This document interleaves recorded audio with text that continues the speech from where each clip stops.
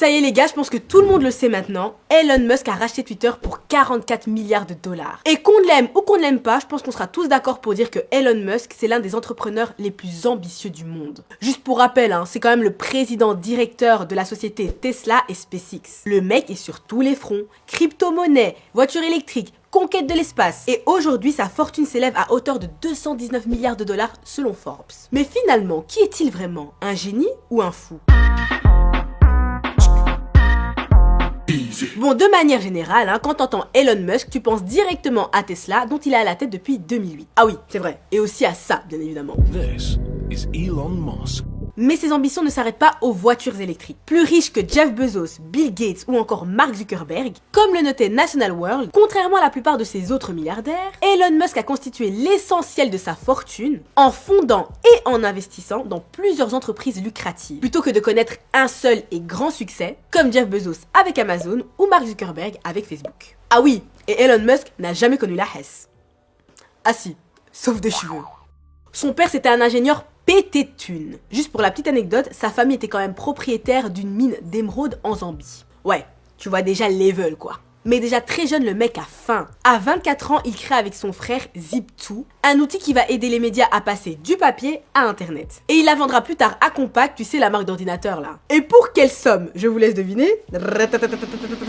300 millions de dollars. Et ça c'était en 1999, donc le gars est devenu millionnaire avant ses 30 ans quoi. Et là c'est bon, je pense qu'il était bien lancé parce qu'ensuite il a fondé X.com, que tu connais plus certainement sous le nom de PayPal. Et oui, même PayPal, c'est lui. Et une fois encore, il fait une affaire de ouf en vendant cette banque en ligne à eBay pour 1,5 milliard de dollars en 2002.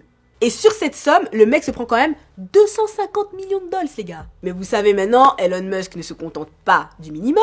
Donc la même année, il mise presque toute sa fortune en fondant SpaceX. Son but, concurrencer la NASA. Rien que ça. Oui, tu as bien entendu, il se lance dans la conquête spatiale et la colonisation de Mars. Tout le monde le pensait dingue, mais 20 ans plus tard, SpaceX devient la première société privée à envoyer des astronautes dans l'espace en partenariat avec la NASA. Alors oui, même si on est loin de l'objectif qui est de se rendre sur Mars, tu te rends quand même compte que c'est un crack le mec. Encore une de ses idées un peu avant-gardiste si je puis dire, tu as l'Hyperloop, un concept de train à vitesse tout juste inférieure à celle du son, qui circulerait dans des tunnels souterrains. Vous l'avez compris, ses ambitions sont extraplanétaires. En fait, t'as l'impression d'être face à un électron libre de la technologie qui peut faire ce qu'il veut quand il le veut. Et tout ce qui touche se transforme en or. Et c'est pour ça que t'as des millions de personnes qui le suivent, 88 millions pour être précise sur Twitter, et certaines d'entre elles, je dis bien certaines d'entre elles, adhèrent à ses positions. Plus viral que le Covid le mec, Et en vrai, cet électron libre n'a aucune limite à son imagination. Je suis sûre que s'il pense à la téléportation parce que le mec a raté son jet, c'est sûr, il va commencer à bosser dessus le lundi matin suivant. Mais parfois, le côté inventeur de génie peut aussi laisser place à des choses dangereuses. Déjà, revenons-en sur le projet La Conquête de Mars. Compte sauver quelle partie de l'humanité précisément en fait? Ah oui, les riches. Voilà, il me semblait bien.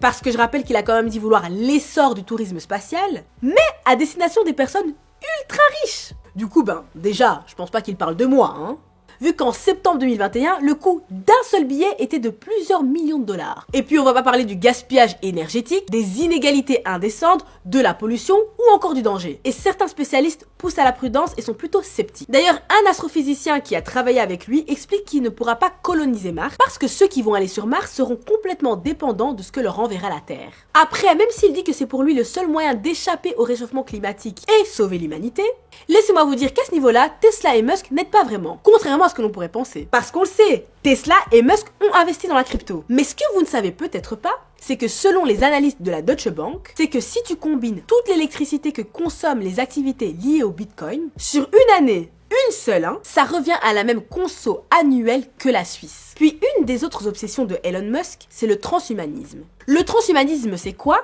Eh bien, c'est l'idée d'utiliser les nouvelles technologies et l'intelligence artificielle pour créer des surhommes, des hommes de high level, voire immortels. C'est d'ailleurs pour ça qu'il s'est lancé dans l'intelligence artificielle avec Neuralink. Le gars veut connecter les cerveaux humains à des ordis. L'idée, c'est d'implanter une puce dans le cerveau pour enregistrer l'activité cérébrale, voire la stimuler. On est d'accord, ça soulève certaines questions éthiques. Mais mis à part ça, t'imagines on te pirate la MIF? Bref, tu t'en doutes bien, les scientifiques ne sont pas trop chauds. Et puis ce qui me tue, c'est que lui-même a dit qu'il flippait de cette intelligence artificielle, mais tranquille, il est prêt à nous la foutre dans le crâne. C'est un petit marrant, lui, hein. En plus, pour tester ses ambitions, il n'hésite pas à utiliser des animaux. On a tous entendu l'histoire des singes où plusieurs sont morts pendant ses expériences à la Frankenstein.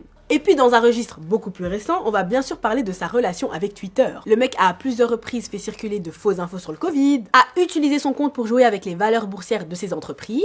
Ah oui, et le mec a aussi conseillé Donald Trump. Et puis, laissez-moi rire, mais pour lui qui prône la liberté d'expression absolue, certains médias rappellent que lui-même a à plusieurs reprises cherché à nuire à celles et ceux qui le critiquaient, allant de la diffamation à l'annulation de commandes Tesla. Selon Bloomberg, Tesla avait même demandé aux autorités chinoises de bloquer certains messages critiques sur les réseaux sociaux dans le pays. Alors t'imagines un peu le conflit d'intérêts si le patron de Tesla, dont l'un des plus gros marchés c'est la Chine, est aussi patron de Twitter.